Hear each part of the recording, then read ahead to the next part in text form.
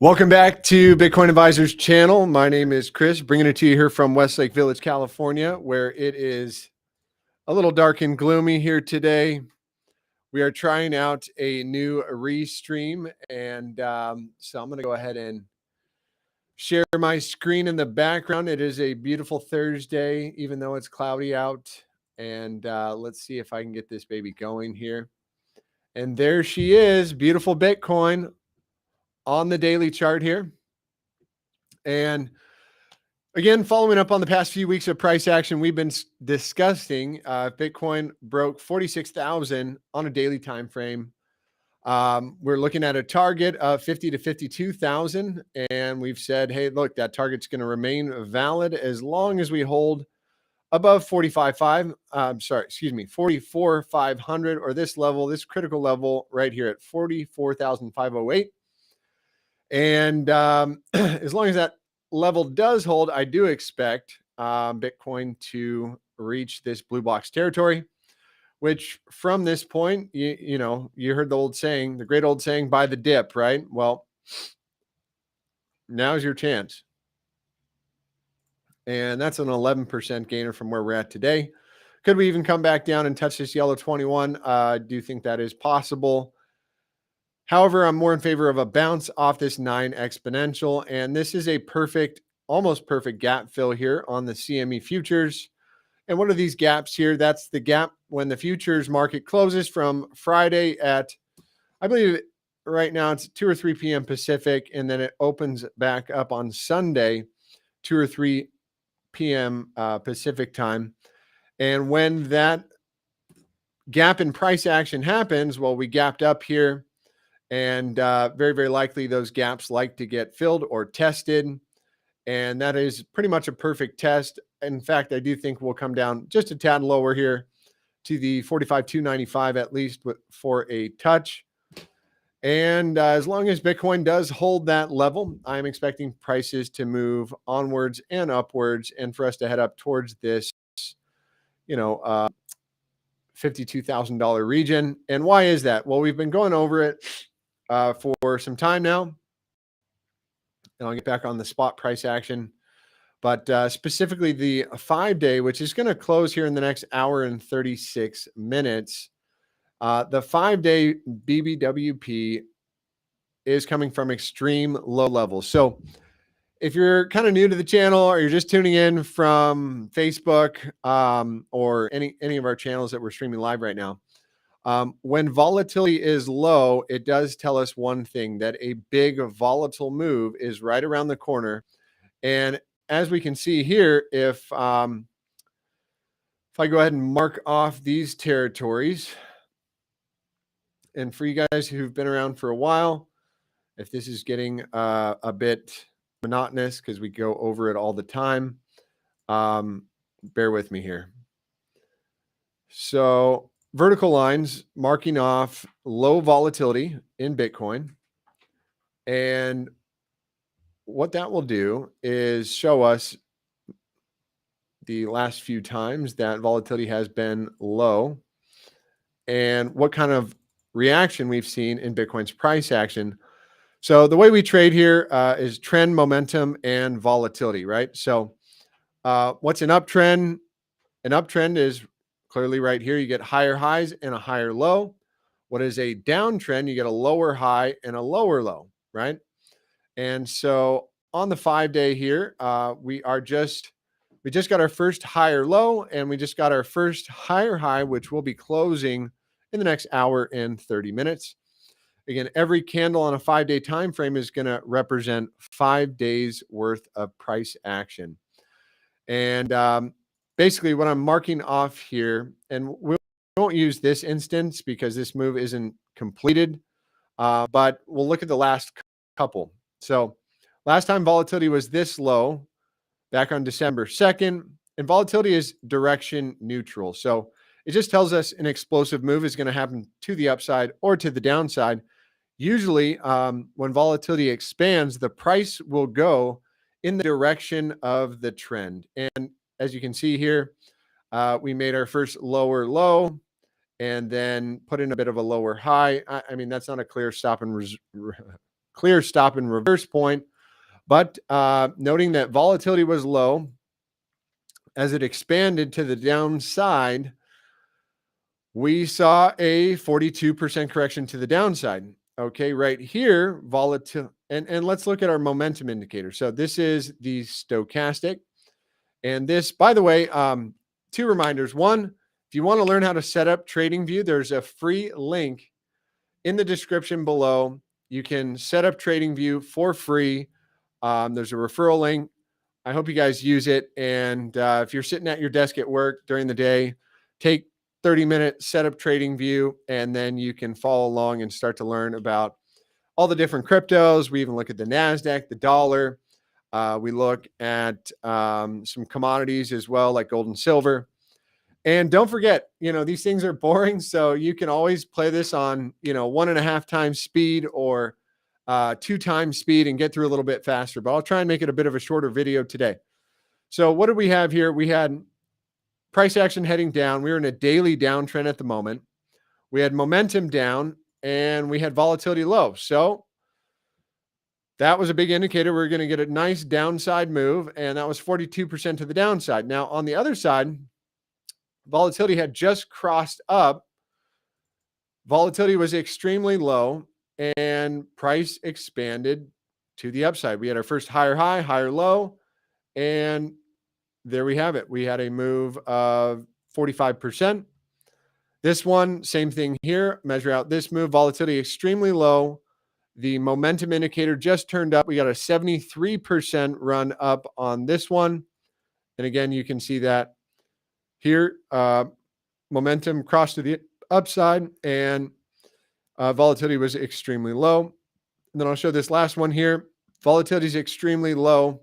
And this resulted in a 50% drawdown. So the biggest or the smallest move was 42%. The biggest move was 73% to the upside. So what's happening here?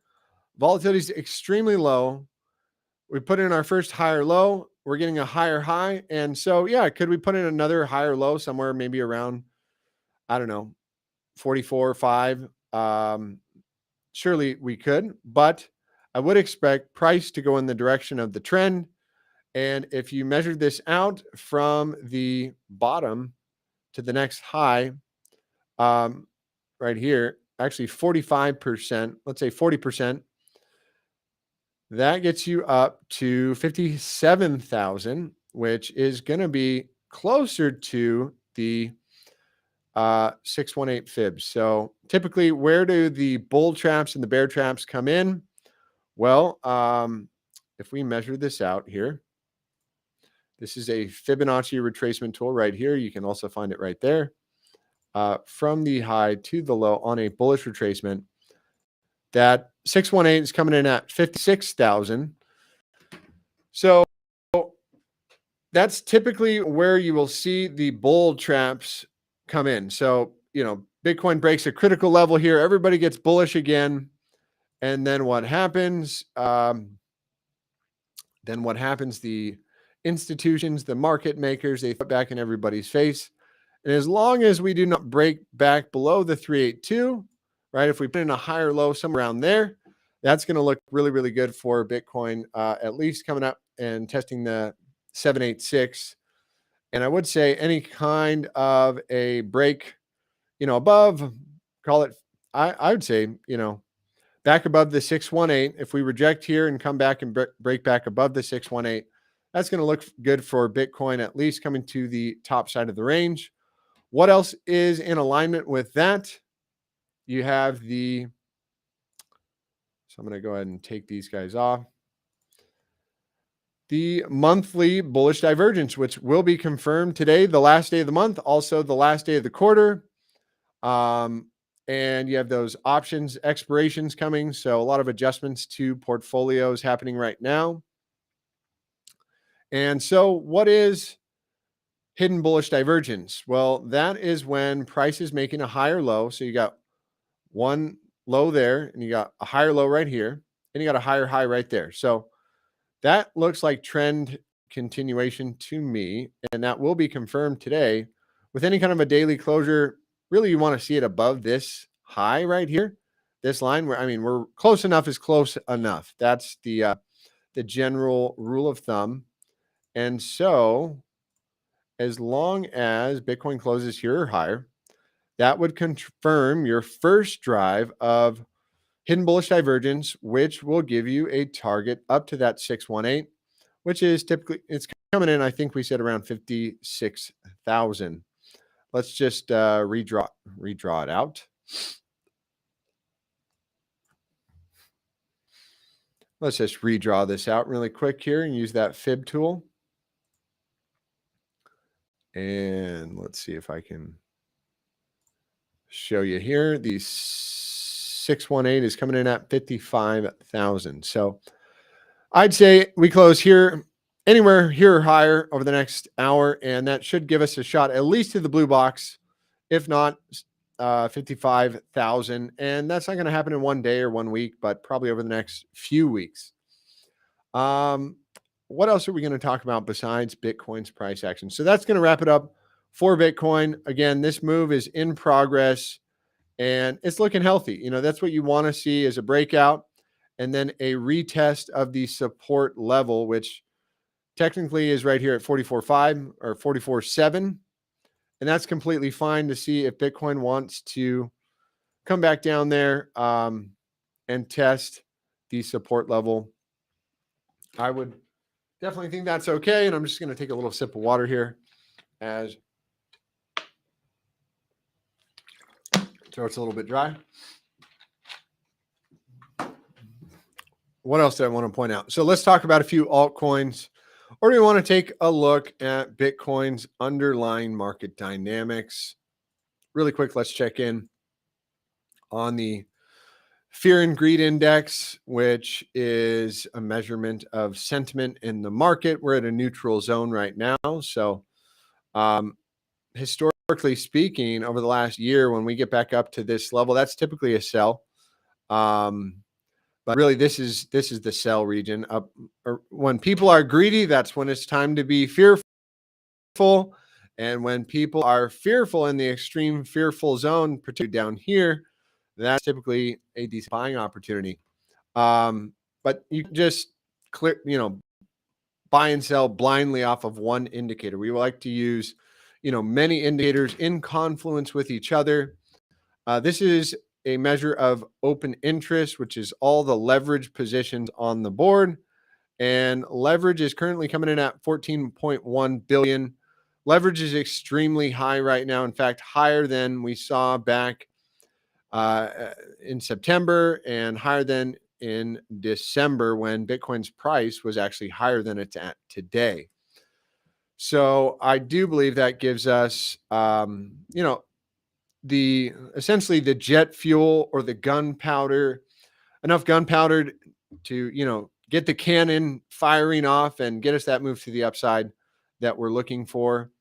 The leverage ratio as well, I just want to check in real quick, is at actually still at all-time highs. So leverage is extremely high right now, telling us a big volatile move is incoming. What else do I want to take a look at? Quick peek. Nasdaq playing out a little bit of pullback, very similar to Bitcoin. As you can see, as soon as we got a tick below yesterday's low, we're heading down for the 9 exponential. And that's exactly what we had on Bitcoin. In fact, I said that yesterday, that we had a tick below this low, so that we were likely to head, probably test down to the 9 exponential. And let's check in on the dollar, which is putting in some lower highs and lower lows, and that is good on the daily time frame. We do have a target for the dollar at 103 over some time, but could we come down a little bit lower and definitely test this green 55? Yes. And if I would say any kind of a daily closure actually here or lower, but below 97 will get us a move down to at least 96, 97 bucks. And that is going to look good for Bitcoin, making some, the highest highs we've seen for the year. So, the dollar When the dollar gets stronger, it's typically bad for stocks, bad for Bitcoin. When the dollar gets weaker, as it just spilled out quite a bit there, it's typically good for risk on assets. And really, I think the narrative for the war is kind of changing around. It seems as though Putin has kind of realized he's wrecked his entire economy. He's wrecked his currency, his stock market. And he knows in a sense that if he doesn't drop a nuclear bomb, he's not going to take over the entire country. And he's kind of just fighting, a losing battle at the moment. So, most people are saying the war is going to be over by the end of May, or the beginning of May. So let's see if that holds true. And that would look really, really good for Bitcoin. Also, did want to mention April is coming up tomorrow, right? April 1st will be April Fools. So watch out for your kids out there. They're probably going to play a prank on you. Let's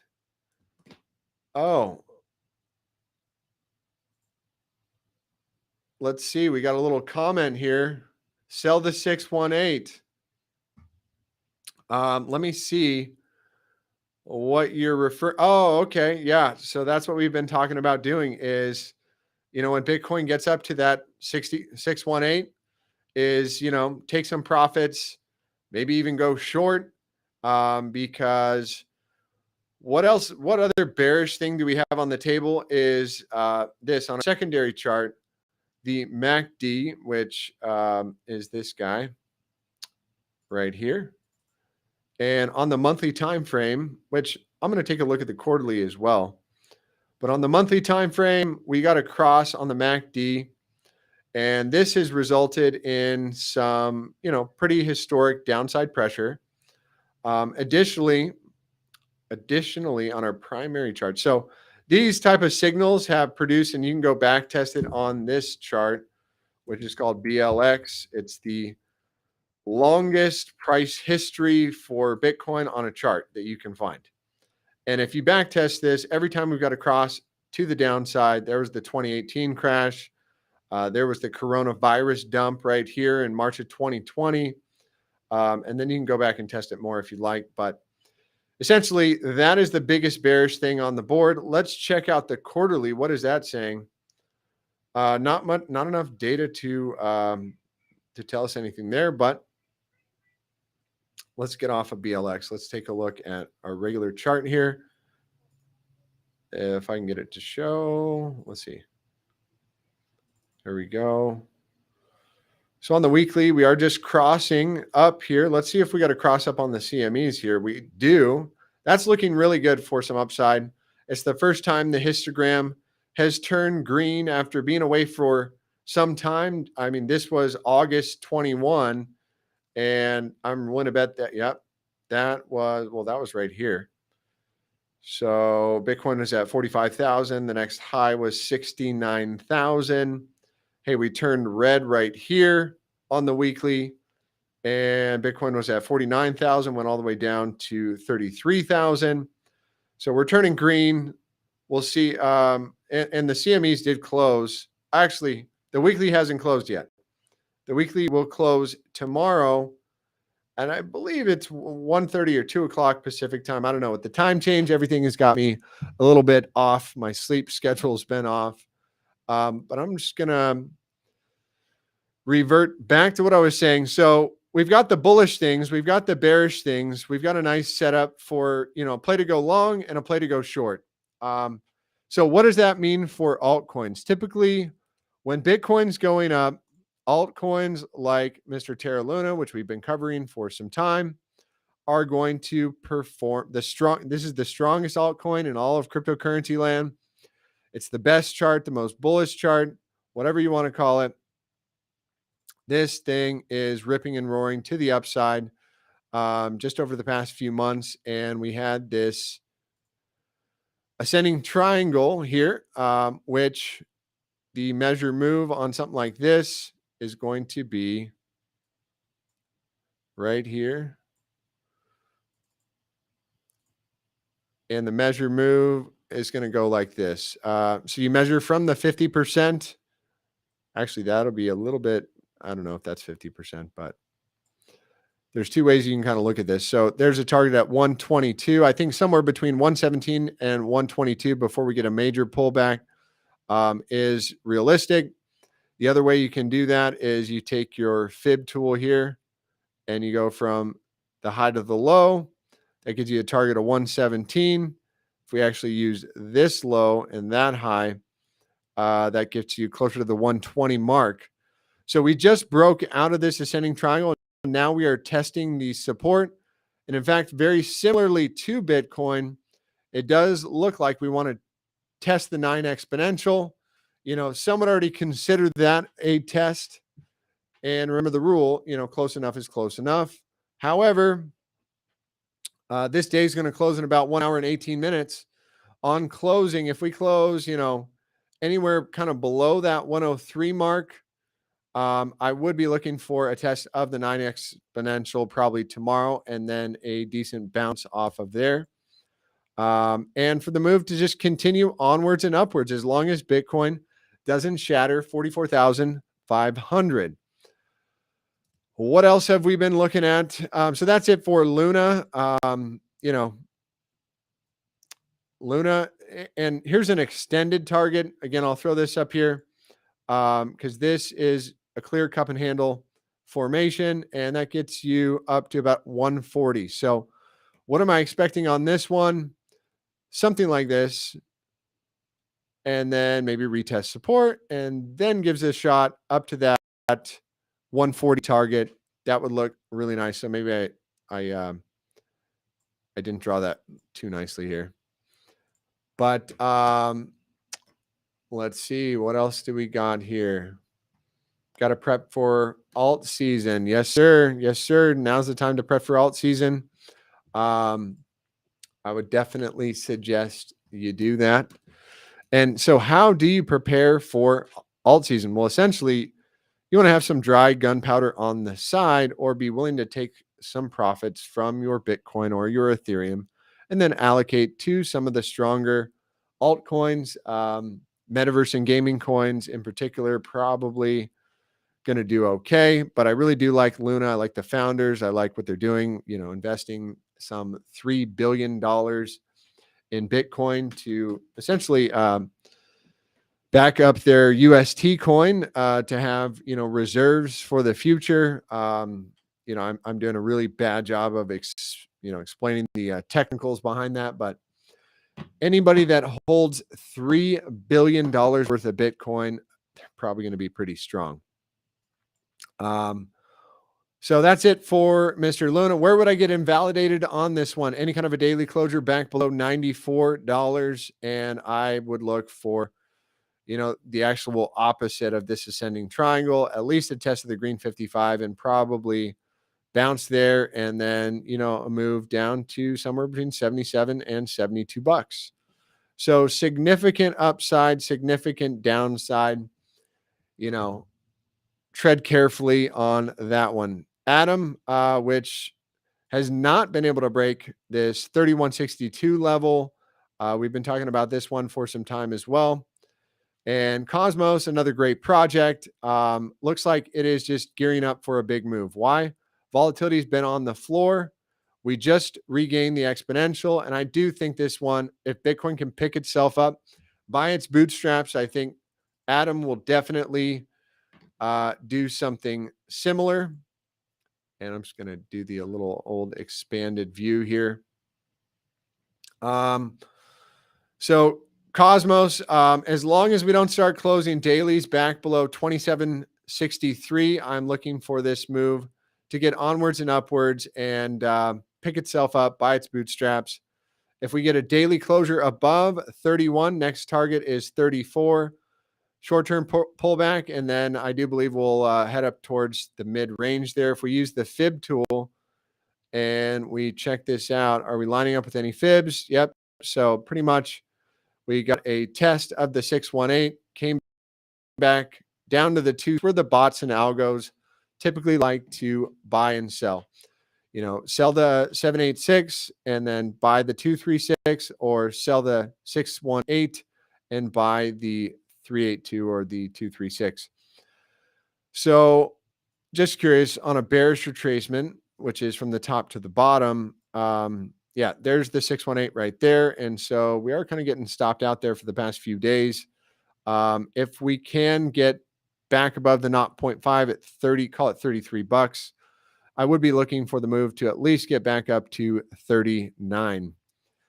All right. So we got the invalidation point here on this one at 20.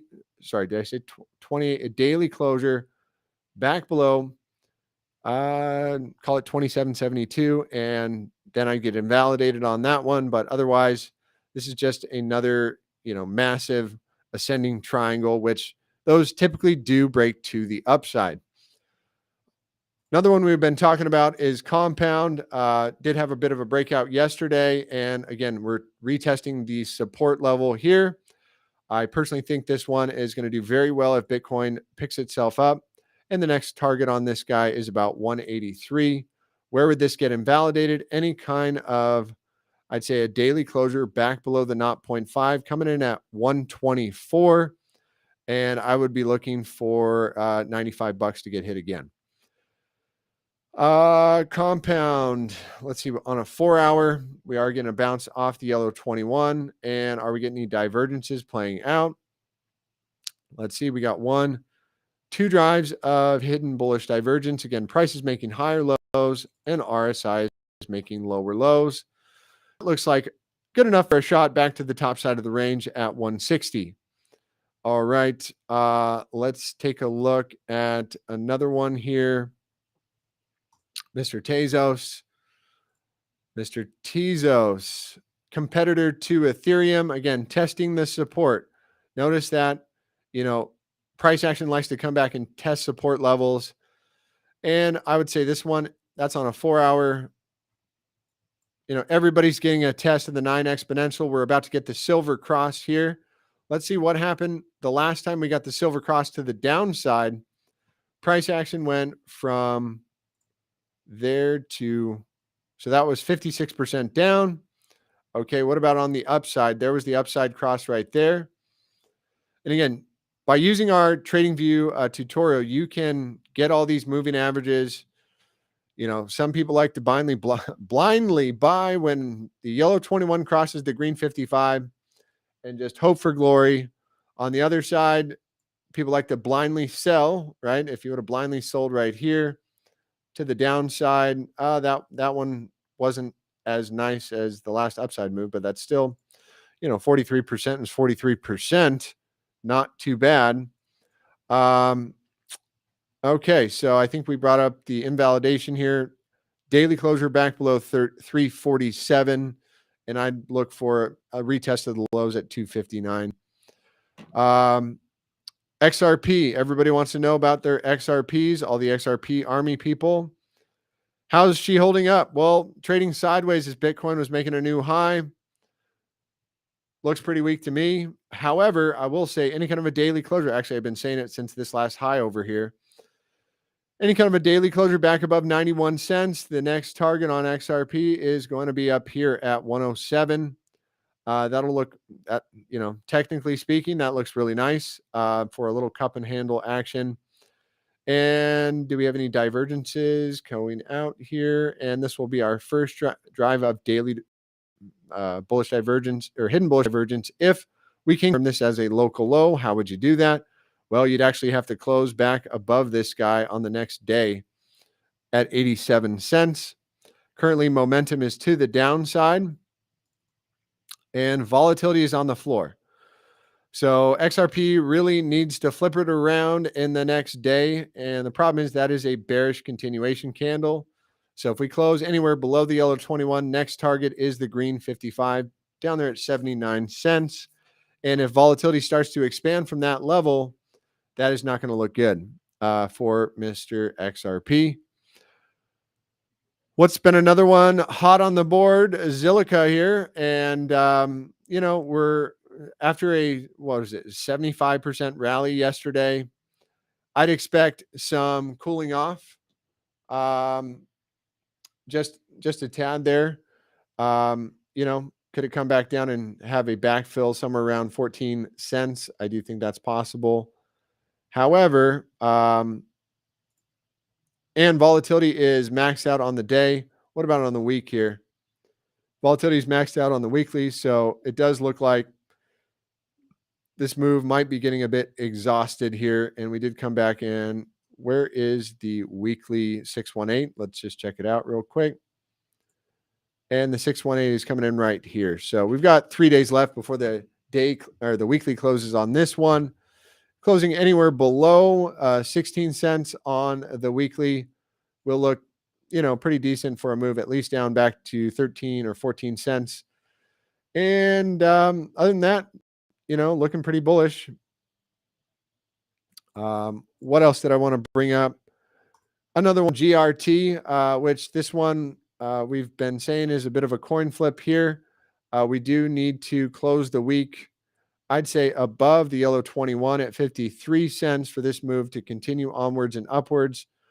Really, see, that's the last lows. So, lows, once they're broken, they become resistance instead of support. So this is the new support, right here. And then you've got resistance coming in right there. So I'd say even why isn't it marking off here?